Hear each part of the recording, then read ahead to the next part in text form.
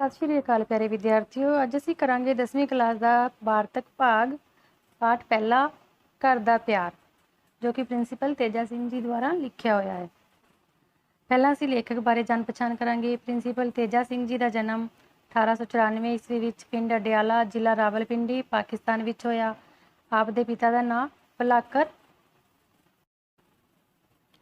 सिंह सी अते माता जी का नाम सुरसती सी। अपनी मुढ़ली विद्या पिंड विच ही हासिल की अते मिडल विच अवल ला के वजीफा हासिल किया। इस तो बाद रावलपिंडी आ गए। खालसा कॉलेज स्कूल अमृतसर तो 1910 विच मैट्रिक पास की। 1914 विच BA पास करन तो बाद 1917 विच अंग्रेजी की MA पास की ते इस तो बाद खालसा कॉलेज अमृतसर विच अध्यापन का कार्य किया ते इत्थे तुसीं अंग्रेजी इतिहास ते धर्म विद्या के प्रोफैसर रहे। दिसंबर 1945 विच खालसा कॉलेज बंबई के प्रिंसीपल नियुक्त होए। 3 साल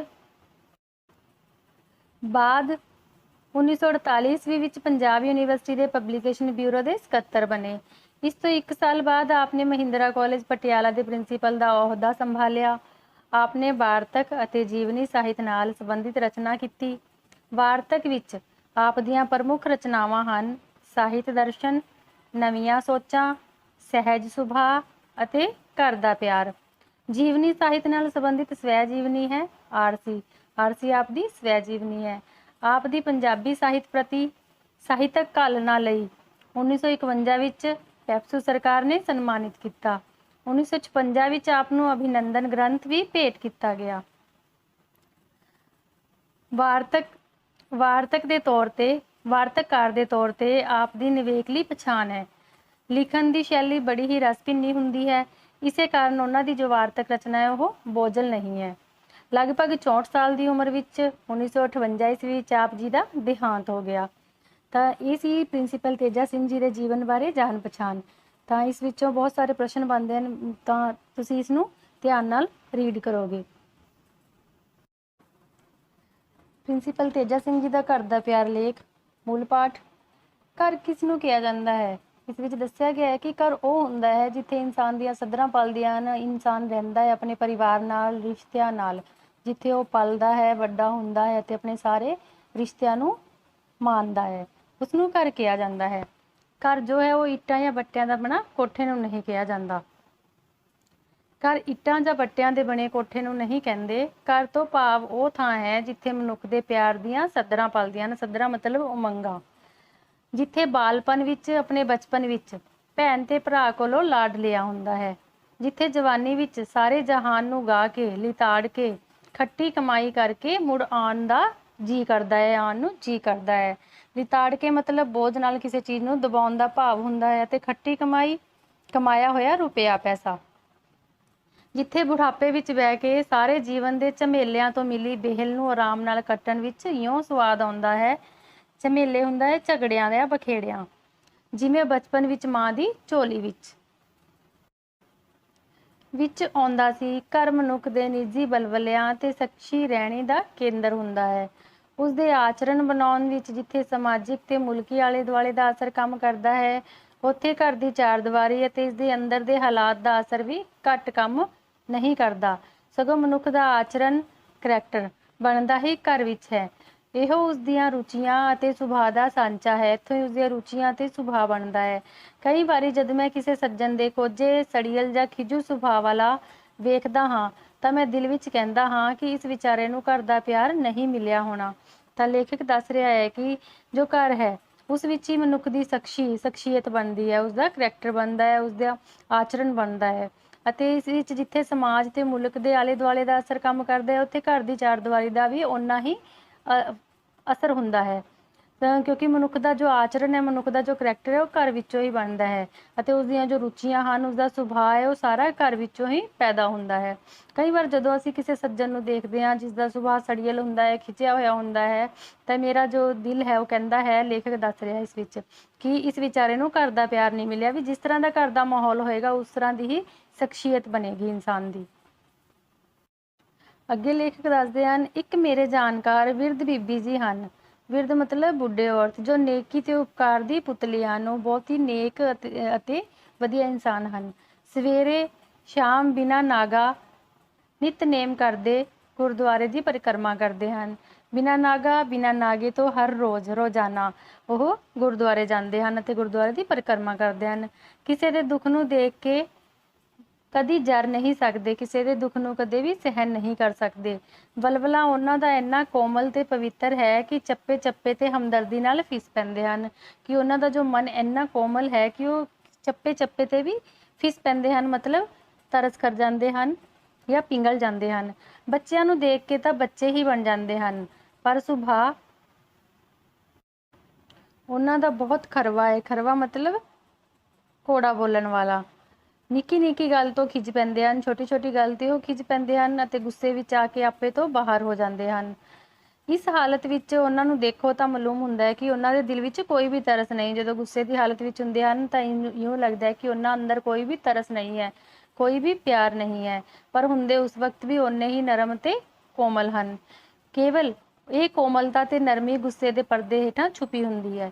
ਇਸ ਗੁੱਸੇ ਦੇ ਝੱਲ-ਪੁਣੇ ਦਾ ਕਾਰਨ ਉਹਨਾਂ ਦੀ ਜ਼ਿੰਦਗੀ ਦਾ ਪਿੱਛਾ ਫੁੱਲਣ ਤੇ ਇਹ ਮਾਲੂਮ ਹੁੰਦਾ ਹੈ ਕਿ ਜੋ ਇਹ ਗੁੱਸਾ ਹੈ ਉਸਦਾ ਜੋ ਕਾਰਨ ਹੈ, ਝੱਲ-ਪੁਣਾ ਮਤਲਬ ਝੱਲ ਖਿਲਾਰਨ ਦਾ ਭਾਵ, ਤਾਂ ਮਾਲੂਮ ਹੁੰਦਾ ਹੈ ਕਿ ਉਹਨਾਂ ਨੂੰ ਘਰ ਦਾ ਪਿਆਰ ਨਹੀਂ ਮਿਲਿਆ, ਕਿ ਉਹਨਾਂ ਨੂੰ ਆਪਣੇ ਘਰ ਦਾ ਜੋ ਪਿਆਰ ਹੈ ਉਹ ਨਹੀਂ ਮਿਲਿਆ।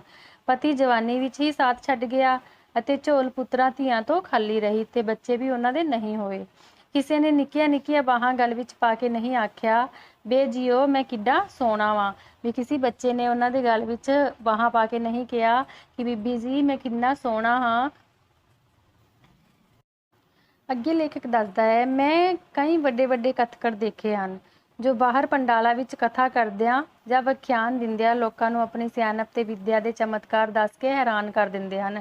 ਕਥਕੜ ਹੁੰਦੇ ਆ ਬੇਟਾ ਕਥਾ ਕਰਨ ਵਾਲੇ, ਤੇ ਜੋ ਲੋਕਾਂ ਨੂੰ ਆਪਣੀ ਜੋ ਵਿਆਖਿਆਨ ਕਰਦੇ ਹਨ ਦਿੰਦੇ ਹਨ ਅਤੇ ਆਪਣੀ ਸਿਆਣਪ ਤੇ ਵਿਦਿਆ ਦੇ ਚਮਤਕਾਰ ਦੱਸ ਕੇ ਹੈਰਾਨ ਕਰਦੇ ਹਨ। ਪਰ ਜੇ ਕੋਈ ਦੁਖੀਆ ਜਾਂ ਲੋੜਵੰਦ ਉਹਨਾਂ ਦੇ ਦਰ ਤੇ ਜਾ ਖੜੋਵੇ ਤਾਂ 4-4 ਘੰਟੇ ਸ਼ਾਇਦ ਮੁਲਾਕਾਤ ਲਈ ਉਡੀਕਣਾ ਪਵੇ। ਪਰ ਜੇ ਕਿਸੇ ਨੂੰ ਜ਼ਰੂਰਤ ਹੋਵੇ, ਕਿਸੇ ਦੀ ਜ਼ਰੂਰਤਮੰਦ ਨੂੰ ਉਹਨਾਂ ਦੀ ਲੋੜ ਪੈ ਜਾਵੇ ਤਾਂ ਉਹ 4 ਘੰਟੇ ਤੋਂ ਪਹਿਲਾਂ ਉਹਨਾਂ ਨੂੰ ਮਿਲਦੇ ਹੀ ਨਹੀਂ, ਅਤੇ ਜੇ ਮਿਲਣ ਵੀ ਤਾਂ ਉਹਨਾਂ ਦਾ ਦਿਲ ਹਮਦਰਦੀ ਨਾਲ ਨਹੀਂ ਪੰਗੜਦਾ ਮਤਲਬ ਪਿੰਗਲਦਾ। ਅੱਖਾਂ ਨਮਰੂਦ ਦੀ ਕਬਰ ਵਾਂਗ ਸਦਾ ਸੁੱਕੀਆਂ ਹੀ ਰਹਿੰਦੀਆਂ ਹਨ। ਨਮਰੂਦ ਇੱਕ ਕਾਫਰ ਹੈ ਜਿਸਨੇ ਰੱਬ ਹੋਣ ਦਾ ਦਾਅਵਾ ਕੀਤਾ ਸੀ ਕਿ ਉਹਨਾਂ ਦੀਆਂ ਅੱਖਾਂ ਜੋ ਹਨ ਉਹ ਨਮਰੂਦ ਦੀ ਕਬਰ ਵਾਂਗ ਹੀ ਸੁੱਕੀਆਂ ਰਹਿੰਦੀਆਂ ਹਨ। ਤਰਸ ਜਾਂ ਪਿਆਰ ਨਾਲ ਸਜਲ ਨਹੀਂ ਹੋਈਆਂ, ਸਜਲ ਮਤਲਬ ਜਲ ਸਹਿਤ। ਉਹਨਾਂ ਦੀਆਂ ਜੋ ਅੱਖਾਂ ਹਨ ਉਹ ਤਰਸ ਜਾਂ ਪਿਆਰ ਨਾਲ ਕਦੇ ਭਿੱਜੀਆਂ ਨਹੀਂ। ਐਡੀ ਕਰੜਾਈ ਦਾ ਕਾਰਨ ਕੇਵਲ ਇਹ ਹੈ ਕਿ ਇਹੋ ਜਿਹੇ ਸੱਜਣ ਦੀ ਵਹੁਟੀ ਕਿਹਾ ਕਰਦੀ ਹੈ, ਭਾਈ ਹੁਰੀ ਆਪਣੀ ਸਾਰੀ ਜ਼ਿੰਦਗੀ ਹੈਂਡ ਬੈਗ ਨਾਲ ਮੋਟਰ ਗੱਡੀਆਂ ਦੇ ਸਫ਼ਰ ਵਿੱਚ ਹੀ ਟਪਾ ਛੱਡਦੇ ਹਨ। ਇਹ ਸਾਰਾ ਦਿਨ ਮੋਟਰ ਗੱਡੀਆਂ ਦੇ ਸਫ਼ਰ ਵਿੱਚ ਇੱਧਰ ਤੋਂ ਉੱਧਰ ਹੀ ਟਪਾ ਛੱਡਦੇ ਹਨ, ਕਿਉਂਕਿ ਉਹ ਘਰ ਦਾ ਪਿਆਰ ਤਾਂ ਉਹਨਾਂ ਨੂੰ ਮਿਲਿਆ ਹੀ ਨਹੀਂ ਹੁੰਦਾ, ਉਹਨਾਂ ਵਿੱਚ ਘਰ ਦਾ ਪਿਆਰ ਨਹੀਂ ਹੁੰਦਾ। ਇਸ ਲਈ ਉਹਨਾਂ ਦੀ ਜ਼ਿੰਦਗੀ ਜੋ ਹੈ ਉਹ ਰਸ ਤੋਂ ਖਾਲੀ ਅਤੇ ਕੋਰੀ ਜਿਹੀ ਹੁੰਦੀ ਹੈ। ਕੋਰੀ ਮਤਲਬ ਬਿਲਕੁਲ ਸਾਫ਼।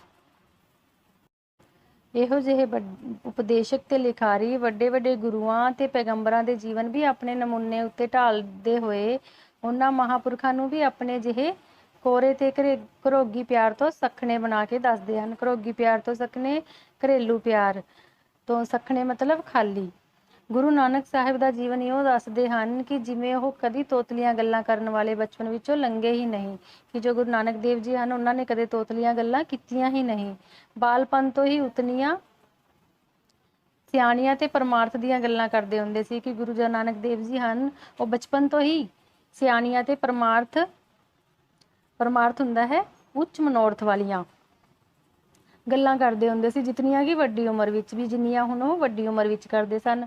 ਉਹਨਾਂ ਨੂੰ ਪਤਾ ਨਹੀਂ ਹੁੰਦਾ ਕਿ ਬੱਚਿਆਂ ਦਾ ਭੋਲਾਪਨ, ਬੱਚੇ ਜੋ ਹਨ ਉਹਨਾਂ ਦਾ ਭੋਲਾਪਨ ਅਤੇ ਉਹਨਾਂ ਦਾ ਜੋ ਅਲਬੇਲੀ ਤਬੀਅਤ ਹੈ, ਅਲਬੇਲੀ ਤਬੀਅਤ ਬੇਪਰਵਾਹ ਸੁਭਾਅ, ਭੈਣ ਭਰਾ ਦਾ ਪਿਆਰ, ਲਾਡ ਤੇ ਰੁਸੇਵੇ ਮਹਾਂਪੁਰਖਾਂ ਦੀ ਬਣਤਰ ਲਈ ਓਨੇ ਹੀ ਜ਼ਰੂਰੀ ਹਨ ਜਿੰਨੇ ਕਿ ਆਮ ਮਨੁੱਖਾਂ ਲਈ। ਇਸ ਤਜਰਬੇ ਵਿੱਚੋਂ ਲੰਘਣੇ ਨਾਲ ਖਿਆਲਾਂ, ਵਲਵਲਿਆਂ ਤੇ ਅਮਲਾਂ ਦੀ ਉਸਾਰੀ ਹੁੰਦੀ ਹੈ। ਅਮਲ ਹੁੰਦਾ ਹੈ ਸਾਡੇ ਜੋ ਕਰਮ ਹਨ ਉਹਨਾਂ ਦੀ ਉਸਾਰੀ ਹੁੰਦੀ ਹੈ। ਜੋ ਉਸਾਰੀ ਹੈ ਉਹ ਕੁਦਰਤੀ ਤੌਰ ਤੇ ਹੁੰਦੀ ਹੈ। ਜਿਨ੍ਹਾਂ ਦੀ ਜ਼ਿੰਦਗੀ ਸਧਾਰਨ ਬਣੀ ਹੁੰਦੀ ਹੈ ਉਹਨਾਂ ਨੂੰ ਬਚਪਨ ਦਾ ਇਹ ਤਜਰਬਾ ਸੰਸਾਰ ਦੇ ਆਮ ਕੰਮਾਂ ਲਈ ਤਿਆਰ ਕਰਦਾ ਹੈ, ਅਤੇ ਜਿਨ੍ਹਾਂ ਨੇ ਪੂਰਨਤਾ ਪ੍ਰਾਪਤ ਕਰਨੀ ਹੁੰਦੀ ਹੈ ਉਹਨਾਂ ਲਈ ਘਰ ਦਾ ਪਿਆਰ, ਮਾਪਿਆਂ ਤੋਂ ਦਰੇਵਾਂ, ਉਦਾਸੀ ਤੇ ਰੋਸਾ, ਭੈਣਾਂ ਦਾ ਥਾਂ ਥਾਂ ਤੇ ਵੀਰ ਨੂੰ ਬਚਾਉਣਾ ਇੱਕ ਅਜਿਹਾ ਚੌਗਿਰਦਾ ਬਣਾ ਰੱਖਦਾ ਹੈ। ਚੌਗਿਰਦਾ ਮਤਲਬ ਵਾਤਾਵਰਨ, ਚਾਰ ਚੁਫੇਰਾ ਬਣਾ ਰੱਖਦਾ ਹੈ, ਜਿਸ ਤੋਂ ਉਹਨਾਂ ਦੇ ਬਲਬਲੇ ਉੱਚੇ ਸਾਈਂ ਦੇ ਪਿਆਰ ਵੱਲ ਪ੍ਰੇਰੇ ਜਾਂਦੇ ਹਨ, ਉੱਚੇ ਸਾਈਂ ਦੇ ਪਰਮਾਤਮਾ ਵੱਲ ਪ੍ਰੇਰੇ ਜਾਂਦੇ ਹਨ ਅਤੇ ਸਿੱਕਾ ਸਿੱਕਣ ਤੇ ਕੁਰਬਾਨੀਆਂ ਕਰਨ ਦੀ ਜਾਂਚ ਆਉਂਦੀ ਹੈ। ਜਿਨ੍ਹਾਂ ਲਿਖਾਰੀਆਂ ਨੇ ਬਚਪਨ ਦੇ ਜ਼ਰੂਰੀ ਤਜਰਬੇ ਨੂੰ ਨਹੀਂ ਸਮਝਿਆ, ਉਹਨਾਂ ਨੇ ਈਸਾ ਦਾ ਜੀਵਨ ਉਹਨਾਂ ਦੇ ਬਚਪਨ ਦਾ ਹਾਲ ਦੇਣ ਤੋਂ ਬਿਨਾਂ ਹੀ ਲਿਖ ਦਿੱਤਾ। ਕਿ ਜਿਨ੍ਹਾਂ ਲਿਖਾਰੀਆਂ ਨੇ ਬਚਪਨ ਦਾ ਇਹ ਪਿਆਰ ਹੈ ਜੋ ਨਹੀਂ ਸਮਝਿਆ, ਉਹਨਾਂ ਨੇ ਜੋ ਈਸਾ ਮਸੀਹ ਹੈ ਉਹਨਾਂ ਦਾ ਜੋ ਜੀਵਨ ਹੈ ਉਸਨੂੰ ਬਿਨਾਂ ਹਾਲ ਦੇ ਹੀ ਲਿਖ ਦਿੱਤਾ, ਉਹਨਾਂ ਦੇ ਬਚਪਨ ਦੇ ਬਿਨਾਂ ਹਾਲ ਦੇ ਹੀ ਲਿਖ ਦਿੱਤਾ। ਅਤੇ ਬੁੱਧ ਮਹਾਰਾਜ ਅਤੇ ਗੁਰੂ ਨਾਨਕ ਦੇ ਮਾਪਿਆਂ ਦੇ ਆਚਰਣ ਨੂੰ ਬਹੁਤ ਕੋਝੇ ਰੰਗ ਵਿੱਚ ਰੰਗਿਆ, ਬਹੁਤ ਹੀ ਬੁਰੇ ਰੰਗ ਵਿੱਚ ਰੰਗਿਆ। ਜੇ ਲਿਖਾਰੀਆਂ ਨੂੰ ਖਿਆਲ ਹੁੰਦਾ ਕਿ ਮਹਾਂਪੁਰਖ ਵੀ ਘਰ ਦੇ ਆਲੇ ਦੁਆਲੇ ਵਿੱਚੋਂ ਚੰਗਾ ਅਸਰ ਲੈ ਸਕਦੇ ਹਨ, ਤਾਂ ਉਹ ਉਹਨਾਂ ਦੇ ਮਾਪਿਆਂ ਦਾ ਜ਼ਿਕਰ ਬੜੇ ਸਤਿਕਾਰ ਨਾਲ ਕਰਦੇ ਅਤੇ ਉਹਨਾਂ ਦੇ ਘਰੋਗੀ, ਉਹਨਾਂ ਦੇ ਘਰੇਲੂ ਵਾਤਾਵਰਨ ਵਿੱਚ ਕੁਝ ਵੀ ਮਹਾਨਤਾ ਦੇ ਚਿੰਨ੍ਹ ਲੱਭਣ ਦਾ ਯਤਨ ਕਰਦੇ। ਮੈਨੂੰ ਤਾਂ ਗੁਰੂ ਨਾਨਕ ਦੇਵ ਜੀ ਦੀ ਜਨਮ ਸਾਖੀ ਵਿੱਚੋਂ ਵਧੇਕ ਤੋਂ ਵਧੇਕ ਦਰਦਨਾਕ ਤੇ ਰੋਮਾਂਚ ਕਰ ਦੇਣ ਵਾਲਾ, ਰੋਮਾਂਚ ਮਤਲਬ ਪਿਆਰ ਜਾਂ ਰੋਮਾਂਸ, ਉਹ ਨਜ਼ਾਰਾ ਲੱਭਦਾ ਹੈ ਜਿਸ ਵਿੱਚ ਗੁਰੂ ਜੀ ਪਰਦੇਸ ਯਾਤਰਾ ਕਰਕੇ ਘਰ ਨੂੰ ਪਰਤਦੇ ਹਨ, ਘਰ ਨੂੰ ਵਾਪਸ ਆਉਂਦੇ ਹਨ, ਪਰ ਦਿਲ ਨੂੰ ਕਰੜਾ ਕਰਕੇ, ਦਿਲ ਨੂੰ ਕਠੋਰ ਕਰਕੇ ਆਪ ਬਾਹਰ ਖੂਹ 'ਤੇ ਬਹਿ ਜਾਂਦੇ ਹਨ ਅਤੇ ਭਾਈ ਮਰਦਾਨੇ ਨੂੰ ਆਪਣੇ ਘਰ ਵਾਲਿਆਂ ਦੀ ਖਬਰ ਸੂਰਤ ਲੈਣ ਲਈ ਪਿੰਡ ਭੇਜਦੇ ਹਨ। ਪਰ ਕਹਿੰਦੇ ਹਨ, ਇਹ ਨਾ ਦੱਸੀ ਕਿ ਮੈਂ ਵੀ ਇੱਥੇ ਆਇਆ ਹਾਂ। ਮਰਦਾਨਾ ਮਾਤਾ ਤ੍ਰਿਪਤਾ ਜੀ ਪਾਸ ਪੁੱਜਦਾ ਹੈ ਅਤੇ ਘਰ ਦਾ ਹਾਲ ਪੁੱਛ ਕੇ ਵਿਦਾ ਹੋਣ ਲੱਗਦਾ ਹੈ। ਮਾਤਾ ਜੀ ਵੀ ਉਸਦੇ ਪਿੱਛੇ ਪਿੱਛੇ ਪਿੰਡ ਤੋਂ ਬਾਹਰ ਉਸ ਥਾਂ ਪੁੱਜਦੇ ਹਨ ਜਿੱਥੇ ਗੁਰੂ ਜੀ ਬੈਠੇ ਹਨ। ਜੇ ਕਿਸੇ ਨੇ ਮਾਂ ਦੇ ਵਡਿੱਤਨ ਤੇ ਅਰਸ਼ੀ ਅਸਰ ਨੂੰ ਦੇਖਣਾ ਹੋਵੇ ਤਾਂ ਇਸ ਨਜ਼ਾਰੇ ਦੇ ਵਡਿੱਤਨ ਹੁੰਦਾ ਹੈ ਬੇਟਾ ਵੱਡਾਪਨ। ਇਸ ਨਜ਼ਾਰੇ ਦੇ ਹਾਲ ਨੂੰ ਪੜ੍ਹਨ ਮਾਤਾ ਆਪਣੇ ਪੁੱਤਰ ਨੂੰ ਵੇਖ ਕੇ ਬੇਹਵਲ ਹੋ ਜਾਂਦੀ ਹੈ। ਬੇਹਵਲ ਮਤਲਬ ਉਤਾਵਲਾ ਜਾਂ ਕਾਲਾ ਪੈਣਾ। ਅਤੇ ਉਸ ਵੇਲੇ ਜੋ ਮਮਤਾ ਵਾਲੇ ਲਫ਼ਜ਼ ਕਹਿੰਦੀ ਹੈ, ਉਹਨਾਂ ਦਾ ਕਰੁਣਾ ਰਸ ਉੱਚੀ ਤੋਂ ਉੱਚੀ ਕਵਿਤਾ ਤੇ ਉੱਚੇ ਤੋਂ ਉੱਚੇ ਬਲਬਲੇ ਨੂੰ ਮਾਤ ਦਿੰਦਾ ਹੈ। ਪੁੱਤਰ ਦਾ ਮੱਥਾ ਚੁੰਮ ਕੇ ਉਹ ਕਹਿੰਦੀ ਹੈ, ਵੇ ਬੱਚਾ, ਮੈਂ ਵਾਰੀ ਤੈਥੋਂ ਵਾਰੀ, ਮੈਂ ਉਹਨਾਂ ਦੇਸਾਂ ਤੋਂ ਵਾਰੀ ਸਦਕੇ ਜਾਣਾ, ਬਲਿਹਾਰ ਜਾਣਾ, ਉਹਨਾਂ ਰਾਹਾਂ ਤੋਂ ਵਾਰੀ ਜਿਨ੍ਹਾਂ ਉੱਤੇ ਤੂੰ ਚੱਲ ਕੇ ਆਇਆ ਹੈ। ਜੇ ਕੋਈ ਸੁੱਕਾ ਫਿਲਾਸਫਰ ਹੁੰਦਾ ਤਾਂ ਉਸੇ ਵੇਲੇ ਆਪਣੀ ਮਾਂ ਨੂੰ ਕਹਿੰਦਾ, ਜਾ ਭਾਈ ਜਾ। ਫਿਲਾਸਫਰ ਹੁੰਦਾ ਹੈ ਦਾਰਸ਼ਨਿਕ।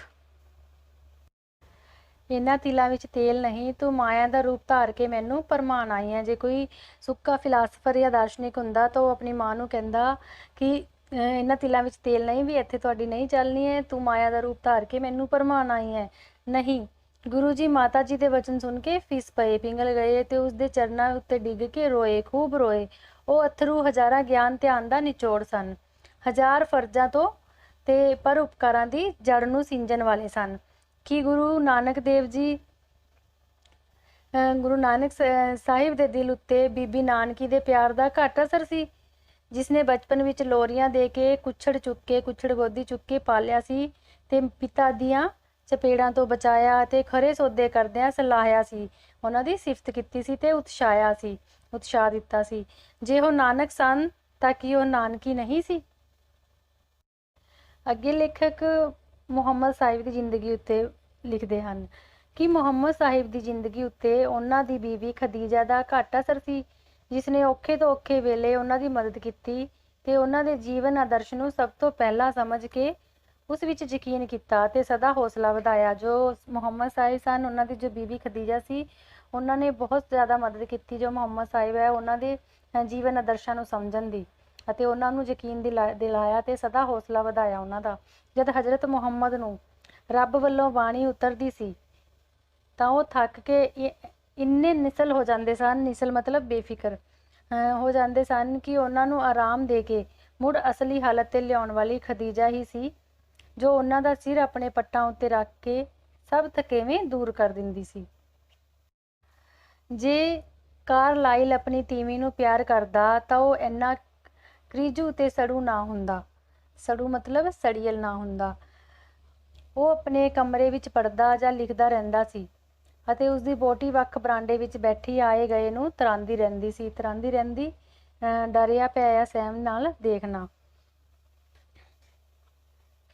ਜਦ ਕਦੀ ਉਹ ਹੀਆ ਕਰਕੇ ਹੌਸਲਾ ਕਰਕੇ ਉਸਦੇ ਕਮਰੇ ਦਾ ਬੂਹਾ ਖੋਲ ਕੇ ਅੰਦਰ ਝਾਕਦੀ ਤਾਂ ਉਹ ਖਿਝ ਕੇ ਖਾਣ ਨੂੰ ਪੈਂਦਾ ਅਤੇ ਉਸਨੂੰ ਤਰਾ ਕੇ ਬਾਹਰ ਕੱਢ ਦਿੰਦਾ। ਉਸ ਦਾ ਸਾਰੇ ਸੰਸਾਰ ਨੂੰ ਚੁੱਪ ਦੇ ਮਜ਼ਮੂਨ ਉੱਤੇ ਅਮੁੱਕ ਸਿੱਖਿਆ ਦੇਣ ਦਾ ਕੀ ਲਾਭ। ਮਜ਼ਮੂਨ ਹੁੰਦਾ ਹੈ ਵਿਸ਼ਾ। ਜਦ ਉਸਦੀ ਆਪਣੀ ਕਲਮ ਚੁੱਪ ਨਹੀਂ ਕਰਦੀ ਅਤੇ ਅਮਹਿਕ ਨਾਈ ਦੀ ਕੈਂਚੀ ਵਾਂਗਰ ਲੁਤਰ ਲੁਤਰ ਕਰਦੀ ਰਹਿੰਦੀ ਹੈ। ਉਸਦੀ ਲੰਮੇ ਲੰਮੇ ਲੇਖ ਲਿਖ ਕੇ ਲੋਕਾਂ ਨੂੰ ਚਾਬਕ ਵਰਗੀ ਤਾੜਨਾ ਕਰਨ ਦਾ ਕੀ ਲਾਭ ਜੇ ਉਹ ਆਪ ਇੱਕ ਘਰ ਦੀ ਸੁਆਣੀ ਨੂੰ ਵੀ ਆਰਾਮ ਨਾ ਦੇ ਸਕੇ। ਇਸ ਵਿੱਚ ਕਾਰਲਾਈਲ ਬਾਰੇ ਕਿਹਾ ਗਿਆ ਹੈ ਕਿ ਉਹ ਆਪਣੀ ਪਤਨੀ ਨੂੰ ਬਿਲਕੁਲ ਪਿਆਰ ਨਹੀਂ ਸੀ ਕਰਦਾ। ਉਹ ਜੋ ਸੀ ਆਪਣੇ ਕਮਰੇ ਵਿੱਚ ਪੜ੍ਹਦਾ ਰਹਿੰਦਾ ਸੀ ਹਮੇਸ਼ਾ ਅਤੇ ਉਸਨੇ ਲੋਕਾਂ ਨੂੰ ਬਹੁਤ ਸੰਦੇਸ਼ ਦਿੱਤੇ, ਲੇਕਿਨ ਉਸਦੇ ਉਹਨਾਂ ਸੰਦੇਸ਼ਾਂ ਦਾ ਉਹਨਾਂ ਦੀ ਉਸ ਲੇਖਣੀ ਦਾ ਕੀ ਫਾਇਦਾ ਜਦਕਿ ਉਹ ਆਪਣੇ ਇੱਕ ਘਰ ਦੀ ਔਰਤ ਨੂੰ ਆਰਾਮ ਨਹੀਂ ਦੇ ਸਕਦੇ ਸਨ। ਅੱਜ ਕੱਲ੍ਹ ਬਹੁਤ ਸਾਰੀ ਦੁਰਾਚਾਰੀ ਦਾ ਕਾਰਨ ਘਰੋਗੀ ਵਸੋਂ ਦਾ ਘਾਟਾ ਅਤੇ ਬਾਜ਼ਾਰੀ ਰਹਿਣੀ ਬਹਿਣੀ ਦਾ ਵਾਧਾ ਹੈ। ਦੁਰਾਚਾਰੀ ਮਾੜੇ ਆਚਾਰ ਵਾਲਾ। ਲੋਕੀ ਘਰ ਦੇ ਸਦਾਚਾਰੀ ਅਸਰ ਨੂੰ ਨਾ ਜਾਣਦੇ ਹੋਏ ਬਾਲ ਬੱਚੇ ਤੇ ਤੀਵੀਂ ਨਾਲ ਜੀਵਨ ਬਿਤਾਉਣ ਦੀ ਥਾਂ ਕਲੱਬਾਂ ਤੇ ਹੋਟਲਾਂ ਦੀ ਰਹਿਣੀ ਬਹਿਣੀ ਨੂੰ ਬਥੇਰੇ ਪਸੰਦ ਕਰਦੇ ਹਨ। ਇਸ ਦਾ ਸਿੱਟਾ ਇਹ ਨਿਕਲ ਰਿਹਾ ਹੈ ਕਿ ਲੋਕਾਂ ਵਿੱਚੋਂ ਉਹ ਘਰੋਗੀ ਜ਼ਿੰਮੇਵਾਰੀ, ਉਹ ਬਿਰਾਦਰੀ ਵਾਲੀ ਸ਼ਰਾਫਤ ਅਤੇ ਉਹ ਮਿੱਠਤ ਤੇ ਨਿਮਰਤਾ ਵਾਲੇ ਗੁਣ ਘਟ ਰਹੇ ਹਨ ਜੋ ਕੇਵਲ ਘਰੋਗੀ ਆਚਰਣ ਤੋਂ ਪੈਦਾ ਹੁੰਦੇ ਹਨ, ਉਪਜਦੇ ਹਨ ਜਾਂ ਪੈਦਾ ਹੁੰਦੇ ਹਨ। ਇਸਤਰੀ ਦੇ ਬੱਚਿਆਂ ਵਿੱਚ ਕੇਵਲ ਇਤਨੀ ਦਿਲਚਸਪੀ ਦੱਸੀ ਜਾਂਦੀ ਹੈ ਜਿਤਨੀ ਕਿ ਉਹਨਾਂ ਨੂੰ ਘਰ ਤੋਂ ਬਾਹਰ ਲੋਕਾਂ ਦੇ ਸਾਹਮਣੇ ਸ਼ੁੱਕੇ ਬਾਕੇ ਬਣ ਕੇ ਵਿਖਾਣ ਜੋਗਾ ਬਣਾ ਸਕੇ। ਇਹ ਬਹੁਤ ਘੱਟ ਵੇਖਿਆ ਜਾਂਦਾ ਹੈ ਕਿ ਘਰ ਦਾ ਮਾਲਿਕ ਆਪਣੇ ਘਰ ਦੇ ਬੰਦਿਆਂ ਲਈ ਕੋਈ ਦਿਮਾਗੀ, ਸਦਾਚਾਰਕ ਜਾਂ ਆਤਮਕ ਉੱਨਤੀ ਵਾਲੇ ਸਾਧਨ ਇਕੱਠੇ ਕਰਦਾ ਹੋਵੇ ਜਾਂ ਖੇਡਾਂ, ਪੁਸਤਕਾਂ, ਸਵਾਦੀ ਤਮਾਸ਼ੇ ਜਾਂ ਧਾਰਮਿਕ ਸਿੱਖਿਆ ਦੇ ਸਮਿਆਨ ਵਧਾਉਣ ਦਾ ਯਤਨ ਕਰਦਾ ਹੋਵੇ। ਕਿਉਂਕਿ ਅੱਜ ਕੱਲ੍ਹ ਜੋ ਹੈ ਕਲੱਬਾਂ ਵਿੱਚ ਜ਼ਿੰਦਗੀ ਬਿਤਾਉਣਾ, ਬਾਹਰ ਖਾਣਾ ਖਾਣ ਜਾਣਾ, ਇਹ ਆਮ ਜਿਹੀਆਂ ਗੱਲਾਂ ਹੋ ਚੁੱਕੀਆਂ ਹਨ ਜਿਸ ਵਿੱਚ ਘਰ ਦਾ ਜੋ ਵਾਤਾਵਰਨ ਹੈ ਉਹ ਬਿਲਕੁਲ ਖਤਮ ਹੁੰਦਾ ਜਾ ਰਿਹਾ ਹੈ। ਜੋ ਘਰ ਦਾ ਪਿਆਰ ਹੈ ਉਹ ਖਤਮ ਹੁੰਦਾ ਜਾ ਰਿਹਾ ਹੈ। ਇੱਕ ਦੂਜੇ ਨਾਲ ਗੱਲਾਂ ਘੱਟ ਕਰਨੀਆਂ। ਮੁੰਡਿਆਂ ਅਤੇ ਵਿਦਿਆਰਥੀਆਂ ਬਾਬਤ ਵੀ ਸ਼ਿਕਾਇਤ ਕੀਤੀ ਜਾਂਦੀ ਹੈ ਕਿ ਉਹ ਸਮਾਜਿਕ ਵਰਤੋਂ ਵਿੱਚ ਕੋਰੇ ਜਿਹੇ, ਗੈਰ ਜ਼ਿੰਮੇਵਾਰ ਅਤੇ ਕੋਈ ਸਦਾਚਾਰ ਦੀਆਂ ਹੱਦਾਂ ਟੱਪ ਜਾਣ ਵਾਲੇ ਹੋ ਜਾਂਦੇ ਹਨ। ਇਸ ਦਾ ਕਾਰਨ ਵੀ ਘਰਾਂ ਨੂੰ ਛੱਡ ਕੇ ਬੋਰਡਿੰਗ ਦੀ ਰਹਿਣੀ ਬਹਿਣੀ ਹੈ। ਅਜਿਹਾ ਭਵਨ ਜਿੱਥੇ ਖਾਣਾ ਤੇ ਰਿਹਾਇਸ਼ ਵੀ ਉਪਲਬਧ ਹੈ, ਜਿਵੇਂ ਹੋਸਟਲ ਤੁਸੀਂ ਜਾਣਦੇ ਹੀ ਹੋ। ਜਿਹੜਾ ਮੁੰਡਾ ਬਚਪਨ ਤੋਂ ਲੈ ਕੇ ਉਮਰ ਦਾ ਚੋਖਾ ਹਿੱਸਾ ਮਾਂ, ਭੈਣ, ਭਰਾ ਅਤੇ ਗੁਆਂਢੀਆਂ ਤੋਂ ਵੱਖਰਾ ਰਹਿ ਕੇ ਬੋਰਡਿੰਗ ਵਿੱਚ ਕੱਟਦਾ ਹੈ, ਉਸ ਵਿੱਚ ਘਰੋਗੀ ਗੁਣ ਹੁੰਦੇ ਹਨ ਜਿਵੇਂ ਲੱਜਾ, ਹਮਦਰਦੀ, ਬਰਾਦਰੀ ਦਾ ਸਨਮਾਨ ਆਦਿ ਨਹੀਂ ਪੈਦਾ ਹੁੰਦੇ। ਚਾਚੀ ਮਰ ਜਾਏ ਤਾਂ ਮੁੰਡੇ ਨੂੰ ਆਪਣੇ ਚਾਚੇ ਪਾਸ ਜਾ ਕੇ ਪਰਚਾਉਣੀ ਕਰਨ ਦੀ ਜਾਂਚ ਨਹੀਂ ਆਉਂਦੀ, ਦਿਲਾਸਾ ਦੇਣ ਦੀ। ਮਾਂ ਨੂੰ ਨਾਲ ਜਾ ਕੇ ਕਹਿਣਾ ਪੈਂਦਾ ਹੈ, ਕਾਕਾ ਚਾਚੀ ਲਈ ਅਫਸੋਸ ਕਰਨ ਆਇਆ ਹੈ। ਅਸਲੀ ਧਾਰਮਿਕ ਜੀਵਨ ਦੀ ਨੀਂਹ ਘਰ ਦੀ ਰਹਿਣੀ ਬਹਿਣੀ ਵਿੱਚ ਰੱਖੀ ਜਾ ਸਕਦੀ ਹੈ, ਪਰ ਲੋਕਾਂ ਦੀ ਰੁਚੀ ਘਰਾਂ ਵੱਲ ਘੱਟ ਹੋਣ ਕਰਕੇ ਧਾਰਮਿਕ ਰਹਿਣੀ ਵੀ ਇੱਕ ਲੋਕਚਾਰਾ ਬਣ ਗਈ ਹੈ, ਲੋਕ ਦਿਖਾਵਾ ਬਣ ਗਈ ਹੈ। ਧਰਮ ਘਰਾਂ ਵਿੱਚੋਂ ਨਿਕਲ ਕੇ ਬਾਜ਼ਾਰਾਂ ਵਿੱਚ ਆ ਗਿਆ ਹੈ। ਲੋਕੀ ਧਰਮ ਦੀ ਕਮਾਈ ਬਸ ਇਸੇ ਨੂੰ ਸਮਝੀ ਬੈਠੇ ਹਨ ਕਿ ਦਿਨ ਦਿਹਾੜ ਨੂੰ ਕਿਸੇ ਦੀਵਾਨ ਵਿੱਚ ਹਾਜ਼ਰ ਹੋ ਕੇ ਪਾਠ, ਲੈਕਚਰ ਜਾਂ ਅਰਦਾਸ ਸੁਣ ਛੱਡਣ। ਘਰ ਵਿੱਚ ਇਸਤਰੀ ਬੱਚਿਆਂ ਨਾਲ ਰਲ ਕੇ ਪਾਠ ਕਰਨਾ ਜਾਂ ਅਰਦਾਸ ਕਰਨੀ ਬਹੁਤ ਘੱਟ ਵੇਖੀ ਜਾਂਦੀ ਹੈ। ਪਰ ਅਸਲ ਵਿੱਚ ਧਾਰਮਿਕ ਰੁਚੀ ਕੇਵਲ ਉਸੇ ਆਦਮੀ ਦੇ ਅੰਦਰ ਪੈਦਾ ਹੋ ਸਕਦੀ ਹੈ ਜੋ ਘਰ ਵਾਲਿਆਂ ਨਾਲ ਰਲ ਕੇ ਕੋਈ ਧਾਰਮਿਕ ਸੰਸਕਾਰ ਕਰਦਾ ਹੈ ਜਾਂ ਆਪਣੇ ਰੱਬ ਨੂੰ ਯਾਦ ਕਰਦਾ ਹੈ, ਜੋ ਇਕੱਠੇ ਆਪਣਾ ਪਾਠ ਪੂਜਾ ਕਰਦੇ ਹਨ। ਪਾਠ ਸੰਸਕਾਰ ਉਹਨਾਂ ਵਿੱਚ ਹੀ ਦੇਖਣ ਨੂੰ ਮਿਲਦੇ ਹਨ। ਜਿਹੜੇ ਲੋਕੀ ਘਰੋਗੀ ਜੀਵਨ ਨੂੰ ਛੱਡ ਕੇ ਸਾਧ ਸੰਤ ਬਣ ਕੇ ਧਰਮ ਕਮਾਉਣਾ ਚਾਹੁੰਦੇ ਹਨ, ਉਹਨਾਂ ਲਈ ਉਤਨਾ ਔਖਾ ਹੈ ਜਿਤਨਾ ਕਿ ਉਸ ਕਿਸਾਨ ਲਈ ਜੋ ਜ਼ਮੀਨ ਨੂੰ ਛੱਡ ਕੇ ਹਵਾ ਵਿੱਚ ਬੀਜ ਬੀਜਣਾ ਚਾਹੇ। ਕਿ ਜਿਹੜੇ ਲੋਕ ਘਰੋਗੀ ਜੀਵਨ, ਆਪਣੇ ਘਰੇਲੂ ਜੀਵਨ ਨੂੰ ਛੱਡ ਕੇ ਸਾਧ ਸੰਤ ਬਣ ਕੇ ਧਰਮ ਕਮਾਉਣਾ ਚਾਹੁੰਦੇ ਹਨ, ਉਹਨਾਂ ਲਈ ਉਨਾ ਹੀ ਔਖਾ ਹੈ ਜਿੰਨਾ ਕਿ ਕਿਸੇ ਕਿਸਾਨ ਲਈ ਆਪਣੀ ਜ਼ਮੀਨ ਨੂੰ ਛੱਡ ਕੇ ਹਵਾ ਵਿੱਚ ਬੀਜ ਬੀਜਣਾ। ਵੱਡੇ ਵੱਡੇ ਮਹਾਂਪੁਰਖ ਅਖਵਾਉਣ ਵਾਲੇ ਜੇ ਗ੍ਰਹਿਸਥ ਤੋਂ ਕੰਨੀ ਕਤਰਾਉਂਦੇ ਸਨ, ਧਾਰਮਿਕ ਜਾਂ ਇਖਲਾਕੀ ਔਕੜ ਪੈਣ ਤੇ ਝੱਟ ਡਿੱਗ ਜਾਂਦੇ ਸਨ। ਕਿ ਜੋ ਵੱਡੇ ਵੱਡੇ ਮਹਾਂਪੁਰਖ ਹਨ ਜੋ ਗ੍ਰਸਤੀ ਤੋਂ ਕੰਨੀ ਕਤਰਾਉਂਦੇ ਸਨ, ਆਪਣੀ ਜੋ ਗ੍ਰਸਤੀ ਹੈ ਉਸਨੂੰ ਨਹੀਂ ਸੰਭਾਲ ਸਕੇ, ਤਾਂ ਜਦੋਂ ਉਹਨਾਂ ਦੇ ਧਾਰਮਿਕ ਜਾਂ ਕੋਈ ਇਖਲਾਕੀ ਸਦਾਚਾਰਿਕ ਆਚਰਣ ਨਾਲ ਸੰਬੰਧਿਤ ਜਾਂ ਸਦਾਚਾਰਿਕ ਕੋਈ ਵੀ ਐਸੀ ਮੁਸੀਬਤ ਆਈ ਹੈ ਤਾਂ ਉਹ ਝੱਟ ਡਿੱਗ ਜਾਂਦੇ ਸਨ। ਕਈ ਤਾਂ ਇਸੇ ਡਰ ਤੋਂ ਕਿ ਕਿੱਧਰੇ ਮਾਇਆ ਵਿੱਚ ਫਸ ਨਾ ਜਾਈਏ, ਮੋਹ ਮਾਇਆ ਵਿੱਚ ਨਾ ਫਸ ਜਾਈਏ, ਜੰਮਦਿਆਂ ਹੀ ਕਰਮੰਡਲ ਚੁੱਕ ਕੇ ਬਨਵਾਸ ਕਰਨ ਚਲੇ ਜਾਂਦੇ ਸਨ। ਅੰਤ ਇਹੋ ਜਿਹਾ ਨੂੰ ਵੀ ਠੀਕ ਰਸਤਾ ਲੱਭਦਾ ਸੀ ਤਾਂ ਗ੍ਰਸਤੀ ਰਾਜੇ ਜਨਕ ਵਰਗਿਆਂ ਤੋਂ। ਇਸ ਲਈ ਸਿੱਖ ਗੁਰੂਆਂ ਨੇ ਘਰੋਗੀ ਜੀਵਨ ਉੱਤੇ ਜ਼ੋਰ ਦਿੱਤਾ ਹੈ।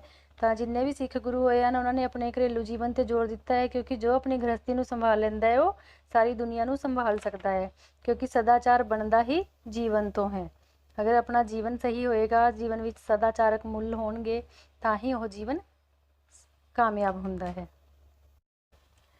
ਜਿਸਨੇ ਕਿਸੇ ਵਿਹਾਰ ਵਿੱਚ ਪੈ ਕੇ ਨਿਤ ਨਿਤ ਬਦ ਦਿਆਨਤੀ ਦਾ ਟਾਕਰਾ ਨਹੀਂ ਕੀਤਾ। ਵਿਹਾਰ ਹੁੰਦਾ ਹੈ ਵਰਤਾਰਾ। ਉਸਨੇ ਦਿਆਨਤਦਾਰ ਦੇ ਗੁਣ ਨੂੰ ਕਿਵੇਂ ਸਿਖਾਣਾ ਹੋਇਆ। ਦਿਆਨਤਦਾਰ ਇਮਾਨਦਾਰ ਜਾਂ ਨੇਕ। ਇਸੇ ਤਰ੍ਹਾਂ ਜਿਸਨੇ ਮਾਤਾ ਪਿਤਾ, ਭਰਾ ਭੈਣ, ਪੁੱਤਰ ਧੀ ਬਣ ਕੇ ਇਹਨਾਂ ਔਂਕੜਾਂ ਮਤਲਬ ਮੁਸ਼ਕਿਲਾਂ ਦਾ ਮੁਕਾਬਲਾ ਨਹੀਂ ਕੀਤਾ, ਉਸਨੂੰ ਇਹਨਾਂ ਸਬੰਧਾਂ ਵਿੱਚੋਂ ਪੈਦਾ ਹੋਏ ਗੁਣ ਪਿਤਾਪੁਣਾ ਆਦਿ ਕਿਵੇਂ ਆ ਸਕਦੇ ਹਨ। ਪਿਆਰ, ਹਮਦਰਦੀ, ਕੁਰਬਾਨੀ, ਸੇਵਾ ਆਦਿ ਗੁਣ ਕਦੇ ਵੀ ਨਹੀਂ ਸਿੱਖੇ ਜਾ ਸਕਦੇ ਜਦ ਤੱਕ ਕਿ ਮਨੁੱਖ ਘਰ ਦੇ ਸੰਬੰਧੀਆਂ ਨਾਲ ਪਿਆਰ, ਉਹਨਾਂ ਦੀ ਸੰਭਾਲ ਲਈ ਉਦਮ ਤੇ ਲਿਆਕਤ ਨਾ ਪੈਦਾ ਕਰੇ। ਘਰ ਦਾ ਪਿਆਰ ਤੋਂ ਹੀ ਸਮਾਜ ਅਤੇ ਦੇਸ਼ ਪੈਦਾ ਹੁੰਦਾ ਹੈ। ਕੇਵਲ ਉਹੀ ਲੋਕ ਆਪਣੇ ਮੁਲਕ ਉੱਤੇ ਹਮਲਾ ਜਾਂ ਅਤਿਆਚਾਰ ਹੁੰਦੇ ਨਹੀਂ ਸਹਾਰ ਸਕਦੇ ਜਿਨ੍ਹਾਂ ਦੇ ਘਰਾਂ ਨੂੰ, ਟੱਬਰਾਂ ਨੂੰ, ਵੋਟੀ ਤੇ ਬੱਚਿਆਂ ਨੂੰ ਨੁਕਸਾਨ ਹੋਣ ਦਾ ਖਤਰਾ ਹੁੰਦਾ ਹੈ, ਕਿਉਂਕਿ ਸਾਨੂੰ ਆਪਣੇ ਘਰ ਪਰਿਵਾਰ ਵਾਸਤੇ ਚਿੰਤਾ ਹੁੰਦੀ ਹੈ। ਮੈਨੂੰ ਹਿੰਦੁਸਤਾਨ ਉਤਨਾ ਹੀ ਪਿਆਰਾ ਹੈ ਜਿਤਨਾ ਕਿ ਮੇਰੇ ਆਪਣੇ ਅਡਿਆਲੇ ਪਿੰਡ ਦਾ ਕੱਚਾ ਕੋਠਾ। ਲੇਖਕ ਕਹਿ ਰਿਹਾ ਹੈ ਕਿ ਮੈਨੂੰ ਹਿੰਦੁਸਤਾਨ ਓਨਾ ਹੀ ਪਿਆਰਾ ਹੈ ਜਿੰਨਾ ਕਿ ਮੈਨੂੰ ਆਪਣੇ ਅਡਿਆਲੇ ਪਿੰਡ ਦਾ ਕੱਚਾ ਕੋਠਾ, ਅਤੇ ਉਸ ਵਿੱਚ ਵਸਦੇ ਬੰਦੇ ਪਿਆਰੇ ਹਨ। ਮੈਨੂੰ ਯਾਦ ਹੈ ਜਦ ਮੈਂ ਰਾਵਲਪਿੰਡੀ ਪੜ੍ਹਦਾ ਹੁੰਦਾ ਸਾਂ ਤਾਂ ਹਰ ਹਫ਼ਤੇ ਐਤਵਾਰ ਕੱਟਣ ਨੂੰ ਆਪਣੇ ਪਿੰਡ ਜਾਂਦਾ ਹੁੰਦਾ ਸਾਂ। ਜਦ ਮੈਂ ਚਿਰਪੜਾ ਤੋਂ ਲੰਘ ਕੇ ਚਿਰਪੜਾ ਪਿੰਡ ਤੋਂ ਜਾਂਦੇ ਹੋਏ ਰਸਤਾ ਆਉਂਦਾ ਹੈ, ਟਿੱਬਿਆਂ ਕੋਲ ਪੁੱਜਦਾ ਸਾਂ ਜਿੱਥੇ ਇੱਕ ਟਿੱਬੇ ਦੇ ਓਲੇ ਮੇਰਾ ਪਿੰਡ ਵਸਦਾ ਦਿਸਦਾ ਸੀ। ਪਿੰਡ ਦੀ ਪਿਆਰੀ ਝਾਕੀ ਅੱਖਾਂ ਦੇ ਸਾਹਮਣੇ ਆਉਣ ਤੋਂ ਪਹਿਲਾਂ ਮੈਂ ਉਸ ਟਿੱਬੇ ਕੋਲ ਠਹਿਰ ਜਾਂਦਾ ਅਤੇ ਦਿਲ ਨੂੰ ਚੰਗੀ ਤਰ੍ਹਾਂ ਤਿਆਰ ਕਰਕੇ ਪਿੰਡ ਝਾਕਣ ਦਾ ਹਿਆ ਕਰਦਾ, ਪਿੰਡ ਵਿੱਚ ਝਾਕਣ ਦਾ ਹੌਸਲਾ ਕਰਦਾ।